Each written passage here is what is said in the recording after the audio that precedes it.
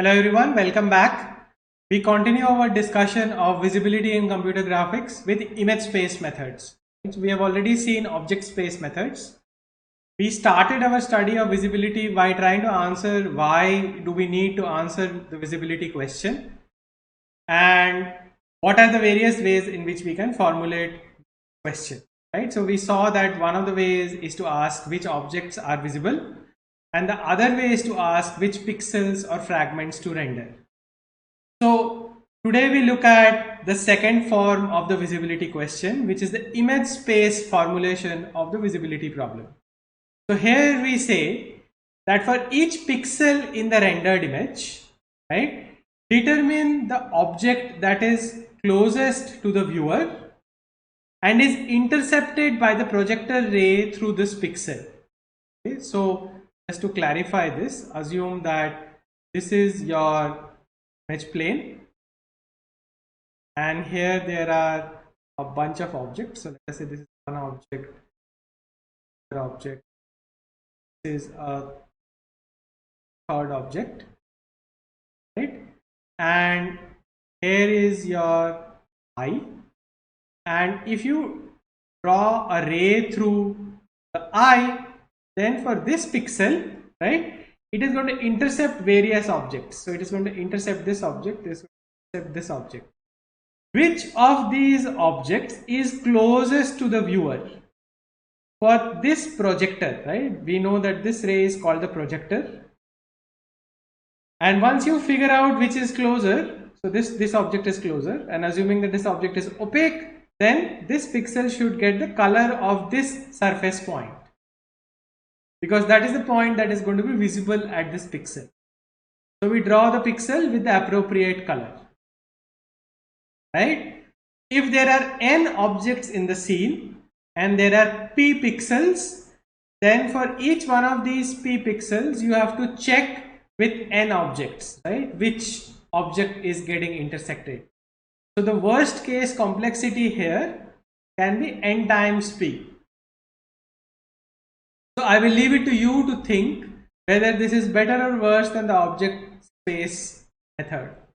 Okay, obviously there is no one correct answer, but under what scenarios is it better and under what scenarios is it worse?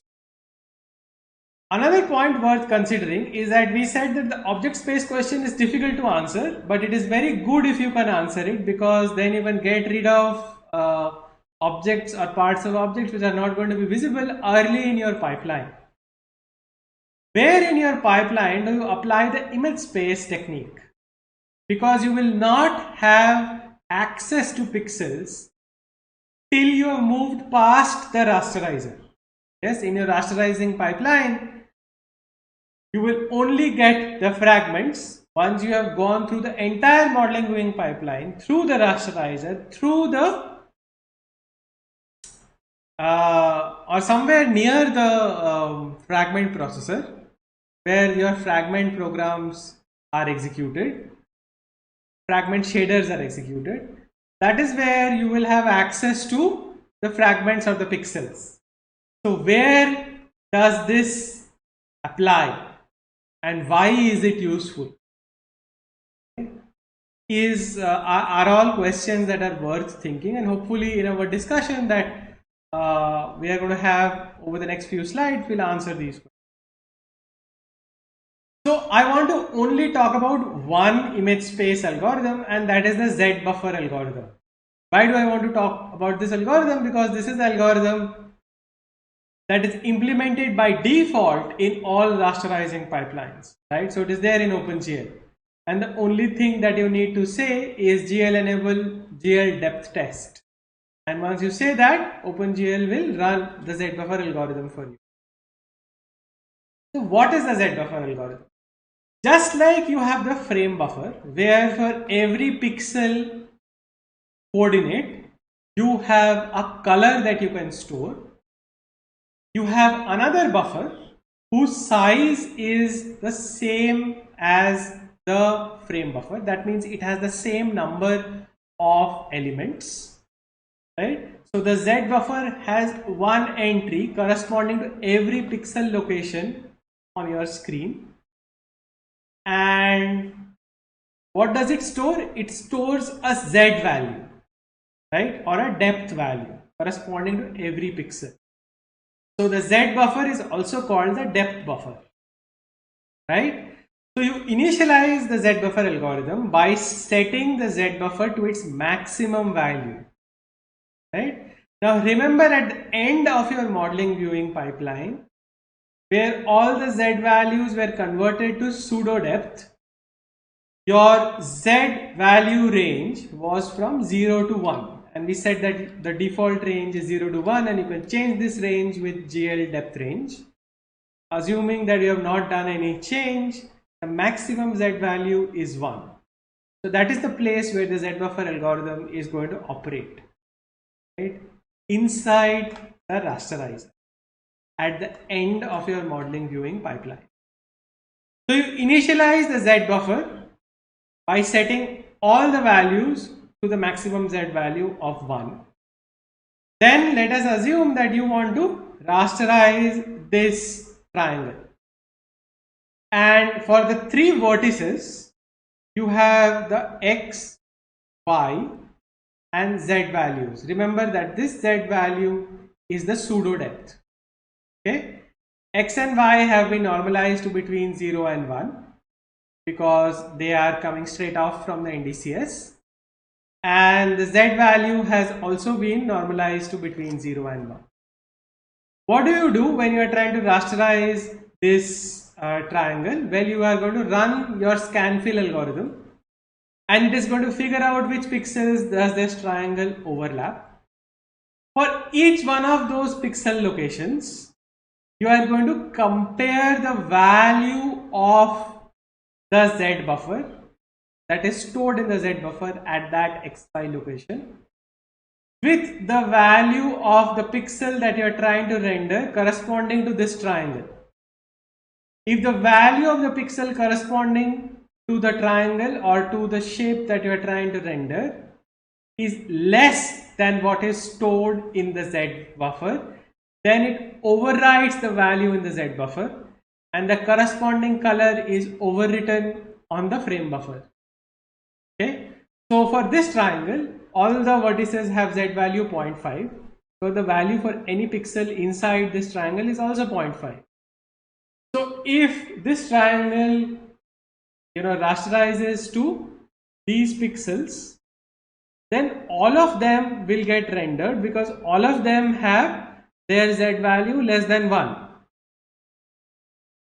So they will override the Z values in these locations with 0.5, and the corresponding locations in the color buffer or the frame buffer will get this purple color.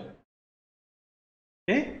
Now after drawing this triangle, say you are trying to draw the second triangle, and for this second triangle you have different Z values.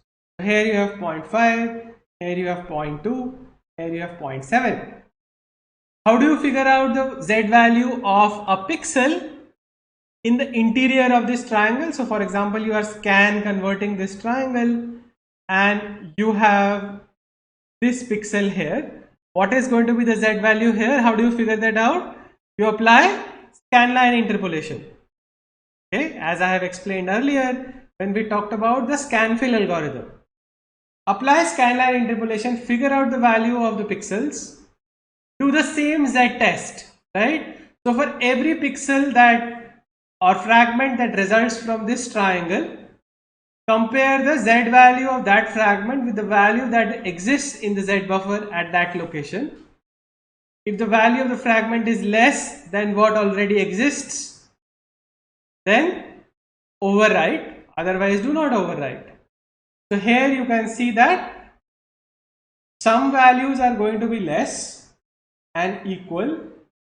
So approximately these values are less and the other values are more. So these values are going to override the existing Z buffer, the other values are not. So the resulting image is going to look like this.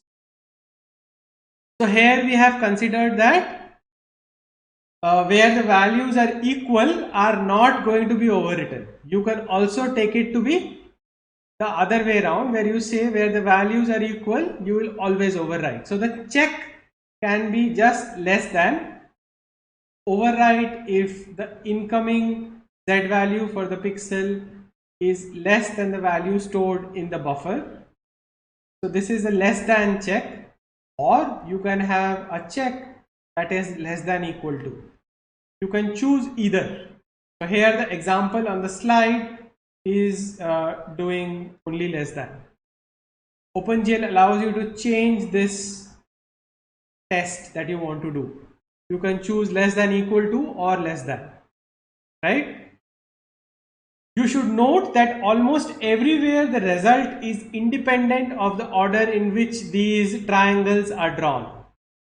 Okay, except for the pixels where the depth is the same, or where say you are getting this 0.5 exactly. It depends upon whether you are drawing this first and this second, or you are drawing this first and this second. So only for the cases where the value is 0.5 does the order matter. Everywhere else it is independent of the order of drawing of the polygons. That means no sorting required, no back to front business required. Okay, something that we had to do for the object space methods. So it does not matter in what order you render your triangles, Z buffer will always work, right? This is a more detailed version of the Z buffer algorithm. You initialize the Z buffer algorithm to maximum depth. You initialize the color buffer to the background color. Then for each scan converted polygon, find pseudo depth Z of the polygon at pixel x, y. If this Z is less than the value stored in the Z buffer, then override the Z buffer, override the color buffer, right? So this is the Z buffer algorithm in isolation. Now in reality, the Z buffer algorithm does not run in isolation. It runs in tandem with scanfill, and we will see in a moment how does that happen. Before that, let us just discuss the advantages of the Z buffer algorithm. It is simple. It is very accurate. Okay. The only reason why the accuracy of the Z buffer algorithm may suffer is because you have this non-linear Z mapping under a perspective transform. So what does this mean? So if this is your real world, right, and your objects are separated like that in the real world by some constant, assume that this is Z axis.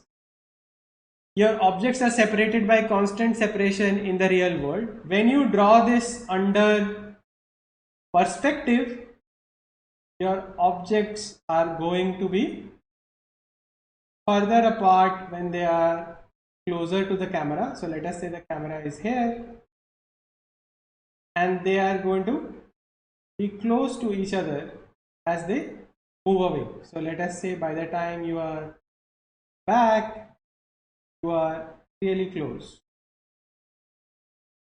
So if this was Z is equal to, if this was Z is equal to 0,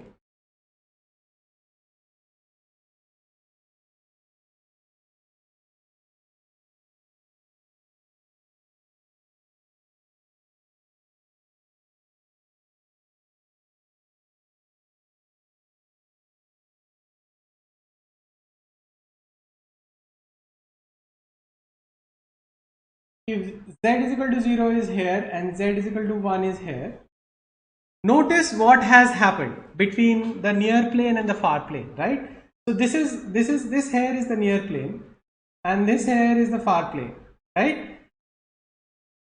When you are closer to the near plane, your Z resolution is very good. Objects are nicely separated.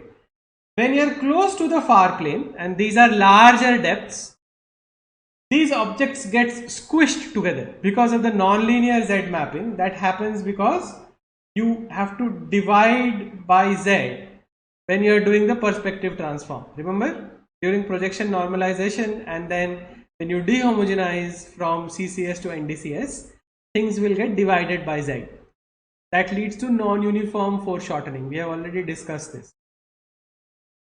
Therefore, now if the Z buffer say is storing the Z values using some fixed precision, so say it has what can we say? Say it has 16 bits of precision. Okay. Now you have the same 16 bits of precision to represent Z values here and to represent Z values here. Okay. Since these objects are getting squished together, you may not be able to resolve the depth of one object from the depth of another object the further away they are from the camera. Okay, so that means when you draw this object and that object, when their values come to you in the Z buffer algorithm and you do this test, you may not get the correct result because you have moved beyond the precision that is allowed in the Z buffer. Okay, so the depths vary in the 17th or 18th place, right? So they are beyond the 16 bits. It will require you more bits to represent the difference in these Z values if you are further away from the camera. In such a case, if you draw these objects, they will overlap because they will map to the same Z value just because you do not have enough precision. So in such a case, the accuracy of the Z buffer suffers. Otherwise, the Z buffer is very accurate.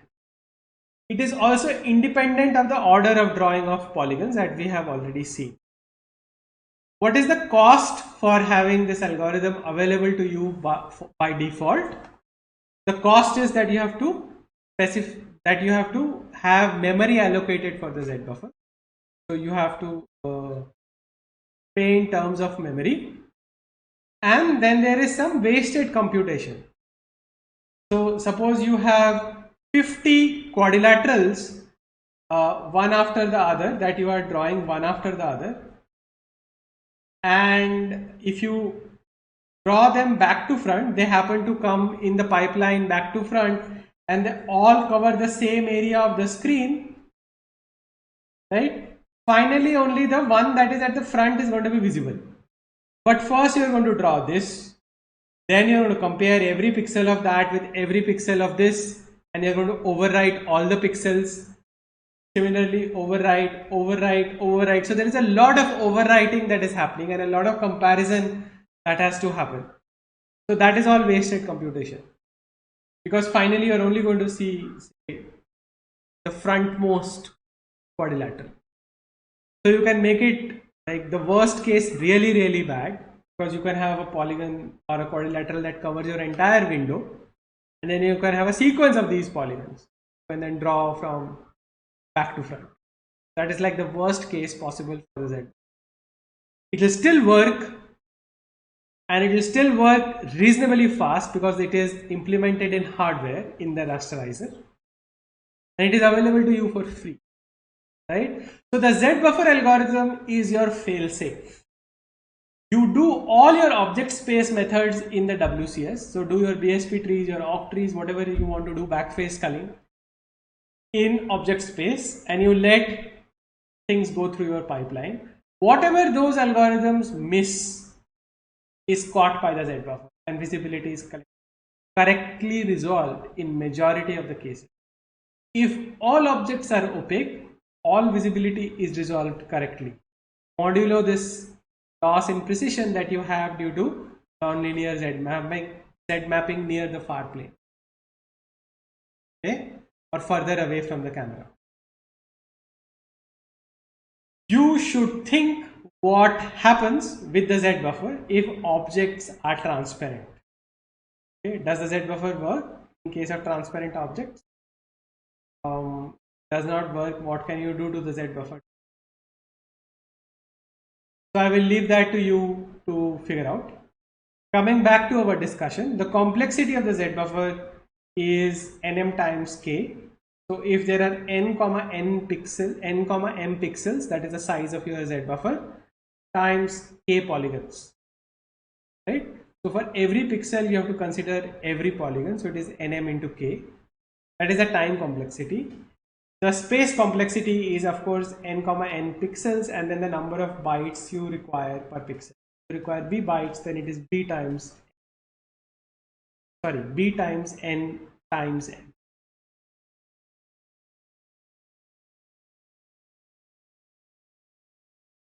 So those are the pros and cons of the Z buffer algorithm. Now let us see how does the Z buffer get implemented along with scan conversion, right?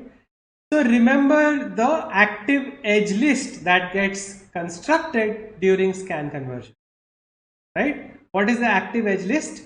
For every scan line, we figure out which edges does the scan line intersect, right? And those edges go to the active edge list, right? So suppose you are trying to render this triangle, then for y1 to y6, you have the active edge list as follows. So for say this y is equal to y4, you know that you are intersecting the first edge at x2 and the second edge at x4, right? So you have these values in the active edge list. The first thing that you do is that you figure out the depth values at x2 and x4. So that you can do easily by interpolating again along the scan line. So you know the depth value at the vertices, so you know the depth values at these 3 points, and from that you can figure out the depth value d4 and d4 prime for the scan line y is equal to y4. So this is the algorithm that tells you how to compute d4 and d4 prime. This is just saying that find the slope of the depth, right, for each edge. So you figure out the slope of depth along this edge, the slope of depth along that edge, and then given a particular y value which you will get from the scan line, right, you can figure out the depth value, and then you can insert the corresponding x comma d into the active edge list. So that is what this is saying, right? So first you do this construction. You interpolate the pseudo depth d for each active edge. Then while rendering, you do the following. You initialize the Z buffer and the color buffer. Okay. Then you run a loop from ymin to ymax for every polygon. So ymin to ymax go from say y1 to y6 or y6 to y1 depending upon which direction is 0 for y, right? Now you get the, for any scan line that has become active, right, get the corresponding depth values. So for let us say again for y is equal to 4, you get the depth value here and you get the depth value here. Now you figure out the slope of d along x. So this is the slope of d along x. This is just dp minus dq. So in this case it will be, let us say d4 prime minus d4 divided by x4 minus x2.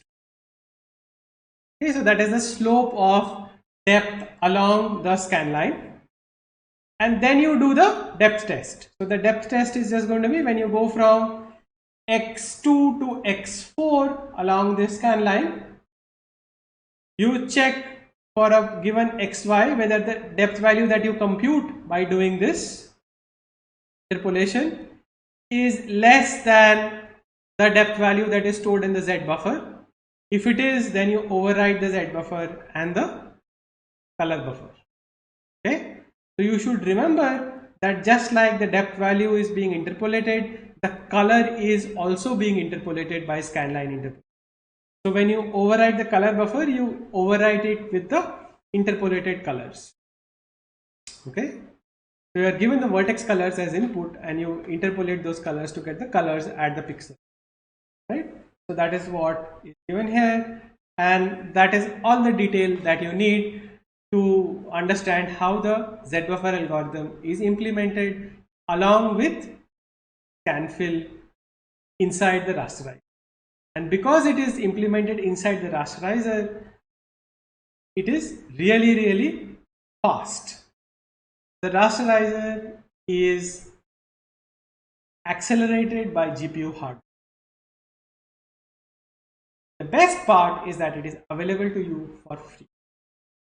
So this finishes our discussion of visibility algorithms, and now we know how to resolve the visibility question, whether in object space or image space, and to only draw what is finally going to be visible in the scene, right? We will continue our discussion of computer graphics by looking at hierarchical modeling next.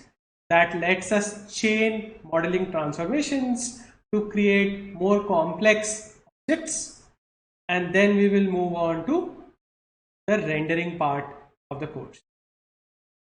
Thank you. I'll see you again.